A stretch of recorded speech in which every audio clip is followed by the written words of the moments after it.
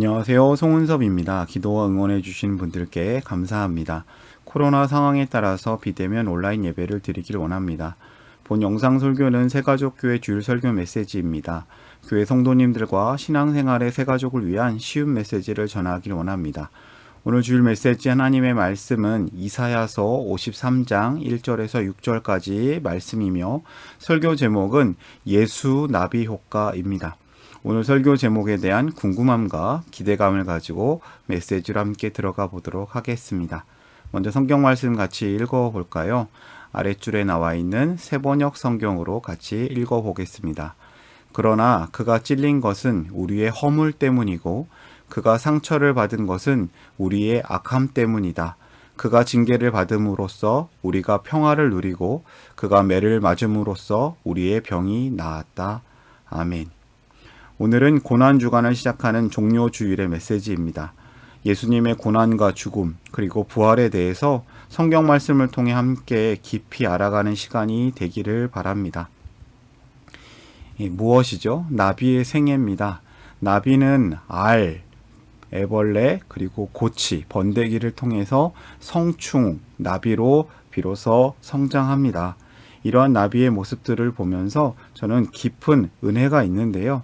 특히 번데기 시기에는 보통 5일에서 7일 동안의 시기가 있는데 겉으로 보기에는 마치 죽은 것 같은 상태입니다. 이 번데기를 탈피하면 완전히 변화된 예쁜 나비가 됩니다. 네, 이러한 과정 가운데 저는 예수님의 삶도 이러한 나비와 같은 비유로 우리가 묵상할 수 있지 않을까 이런 생각을 해보았습니다. 오늘 설교를 위해서 세 가지 질문을 준비했습니다. 오늘 이사야 말씀, 그 이사야 말씀에 나오는 그 사람은 어떤 모습인가? 두 번째, 우리는 그 사람의 고난을 어떻게 생각했는가? 세 번째 질문, 하나님께서 우리의 문제를 어떻게 해결하셨는가? 이 설교 질문은 문제도 쉽고 답도 쉽습니다. 본문을 이해하는 오늘의 메시지를 이해하시는 데 도움이 되는 세 가지 질문이 되었으면 합니다. 질문 하나씩 한번 살펴볼까요? 첫 번째 질문이에요. 이사야 말씀의 그 사람은 어떤 모습인가? 성경 말씀 읽어볼까요? 그는 주님 앞에서 마치 연한 순과 같이 마른 땅에서 나온 싹과 같이 자라서 그에게는 고운 모양도 없고 훌륭한 풍채도 없으니 우리가 보기에 흠모할 만한 아름다운 모습이 없다. 그는 사람들에게 멸시를 받고 버림을 받고 고통을 많이 겪었다. 그는 언제나 병을 앓고 있었다. 사람들이 그에게서 얼굴을 돌렸고 그가 멸시를 받으니 우리도 덩달아 그를 귀하게 여기지 않았다. 도대체 그 사람은 누굽니까? 그 사람은 평범하다는 거예요. 그리고 나약한 존재였습니다. 고운 모양도 없고 훌륭한 풍채도 없고 우리가 보기에 특별한 것, 흠모할 만한 아름다운 모습이 없는 그 사람. 근데 그 사람은 사람들에게 멸시를 받았고 버림을 받았고 고통을 많이 겪습니다. 환자처럼 병을 앓고 있고요. 사람들이 그에게서 얼굴을 돌렸고 벌레 보듯이 하고 멸시를 하고 그런데 그 사람이 좀 더 누구인지 알아야 될 그리스도인들조차 여기서 우리라고 표현되는데요. 우리도 덩달아 그를 귀하게 여기지 않았다. 사람들은 그를 귀하게 여기지 않았습니다. 우리도 덩달아 그를 멸시합니다. 벌레 보듯이 합니다. 사람들이 그 사람을 멸시하였을 때 그리스도인들도 덩달아 그를 귀하게 여기지 않습니다. 하나님께서 보내신 그 사람은 묵묵히 자기 사명을 다할 뿐입니다. 심지어 죽은 것 같이 움직이기도 합니다. 그 사람은 분명한 사명이 있습니다. 그 사람 누구십니까? 그 사람은 사실 하나님의 사람이었습니다. 하나님께서 보내신 그 사람은 묵묵히 하나님께서 맡기신 그 사명을 감당하고 있는 겁니다. 그 사명이 무엇입니까? 바로 사람을 살리는 사명이었습니다. 저는 여기서 첫 번째 메시지를 발견하는데요. 예수님은 연약한 사람으로 오셨습니다.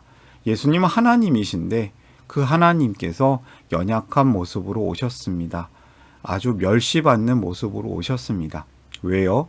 우리를 위해, 우리를 살리시기 위해 낮아지신 분이십니다. 그 모습을 이사야서는 이렇게 표현하고 있는 것이죠. 너무나도 정말 귀한 하나님의 말씀이 아닐까 생각합니다. 우리가 이사야서 말씀을 통하여서 고난주간에 예수님의 낮아지심을 함께 묵상하는 시간이 되기를 바랍니다. 두 번째 질문이에요. 우리는 그 사람의 고난을 어떻게 생각했는가? 우리는, 사람들은 그 사람의 고난을 오해합니다. 4절과 5절 말씀을 읽어볼까요?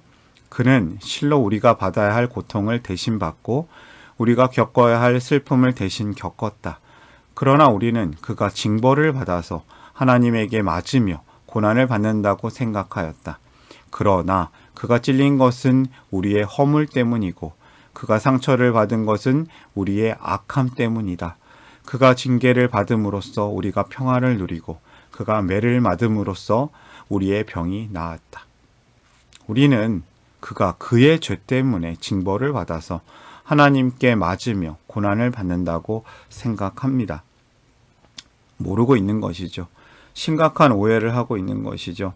우리는 잘못 생각하고 있습니다. 그 사람은 실제로는 우리가 받아야 할 고통을 대신 받았고 우리가 겪어야 할 슬픔을 대신 겪고 있습니다. 모욕과 조롱 가운데 사실 이러한 예언이 그대로 이루어지는 장면이 마태복음에 나와 있습니다. 여러 복음서에 나와 있습니다. 마태복음 27장에 있는 내용을 같이 한번 읽어볼까요? 지나가는 사람들이 예수님의 머리를 흔들면서 예수를 모욕하여 말하였다. 성전을 허물고 사흘 만에 짓겠다는 사람아, 네가 하나님의 아들이거든 너나 구원하여라. 십자가에서 내려와 봐라. 그와 같이 대제사장들도 율법학자들과 장로들과 함께 조롱하면서 말하였다. 그가 남은 구원하였으나 자기는 구원하지 못하는가 보다. 그가 이스라엘의 왕이시니 지금 십자가에서 내려오시라지. 그러면 우리가 그를 믿을 터인데 함께 십자가에 달린 강도들도 마찬가지로 예수를 욕하였다.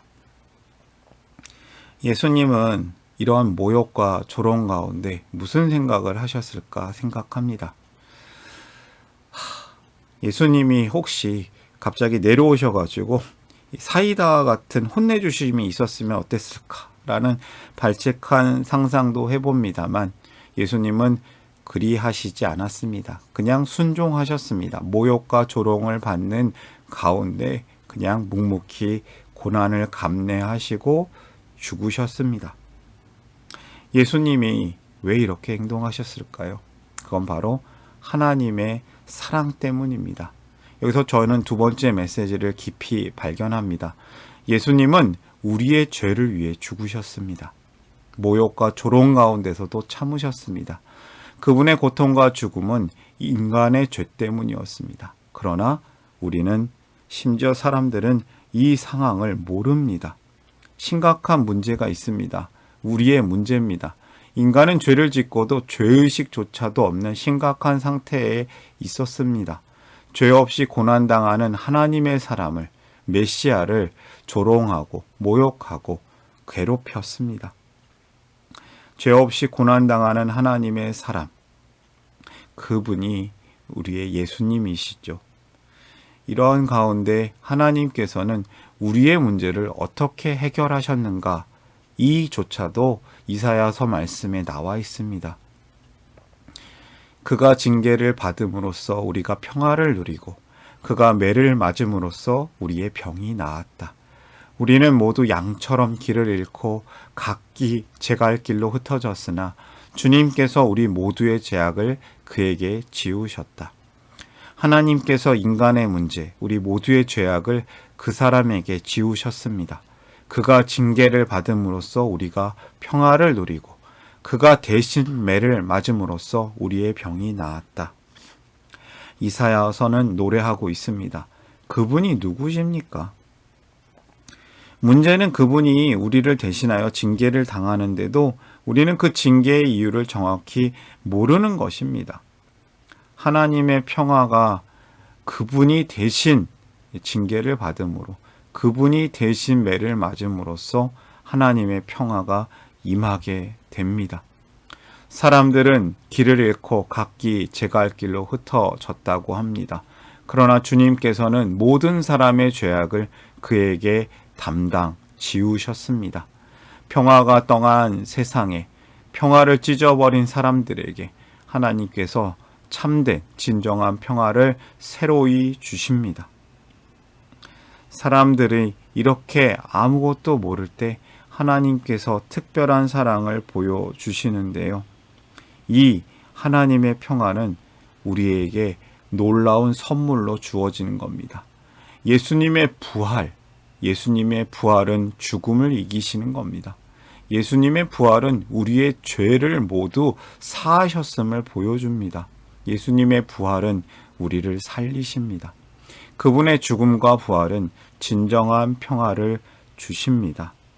예수님은 마치 나비의 벌레처럼 오셔서 하찮은 존재로 오신 것 같이 보였지만 심지어 죽은 것 같이 고치 안에 들어가셨지만 이렇게 아름다운 부활로 더 거듭나셔서 심지어 그 나비의 날개짓처럼 한번 흔듦으로써 그 온 세상을 변화시키는 놀라운 나비의 날갯짓을 보여주십니다. 나비 효과라는 말이 있습니다. 중국 베이징에 있는 나비의 날갯짓이 다음 달에 미국 뉴욕에서 폭풍을 발생시킬 수도 있다는 과학 이론입니다. 작은 나비의 날갯짓이 온 세상을 변화시킬 수 있는, 흔들 수 있는 일이 나타날 수도 있다는 것이죠. 예수님은 마치 작은 한 마리의 벌레처럼 오셨습니다. 예수님의 고통과 고난은 우리를 위한 것이었습니다. 그분은 우리의 죄 때문에 죽으셨습니다. 그러나 죽은 번데기를 벗겨내듯이 아름다운 부활의 날갯짓으로 나비처럼 빛으로 다시 오셨습니다. 죄와 사망, 사탄이 승리한 것처럼 보였지만 사실은 예수님께서 이기셨습니다. 하나님이 승리하셨습니다. 작은 나비의 날개짓 같아 보이지만 그 날개짓은 인류에게 엄청난 변화를 줍니다. 그 변화는 무엇입니까? 우리가 구원받고 하나님 나라를 살게 된 것입니다. 하나님 나라의 백성으로 회복된 것입니다. 오늘 종료주일부터 시작되는 고난주간 가운데 예수님의 고난과 죽음 그리고 부활을 깊이 생각하기를 원합니다. 그분의 삶에 함께 참여하는 시간이 되기를 원합니다. 여러분들 이사야서 말씀을 통해서 보여주시는 하나님의 깊은 사랑을 우리가 깊이 깨달아서 하나님을 깊이 더욱더 사랑하고 예수님을 따라 함께 살아내는 그런 주님의 백성이 되시기를 주님의 말씀으로 주님의 마음으로 응원합니다. 축복합니다. 오늘의 메시지를 정리하겠습니다. 예수님은 연약한 사람으로 오셨습니다. 예수님의 낮아지심입니다. 우리를 위해 낮아지셨습니다. 예수님은 우리의 죄를 위해 죽으셨습니다. 그분의 고통과 죽음은 인간의 죄 때문입니다. 예수님의 부활은 우리를 살리십니다. 그분의 죽음과 부활은 진정한 평화를 주십니다.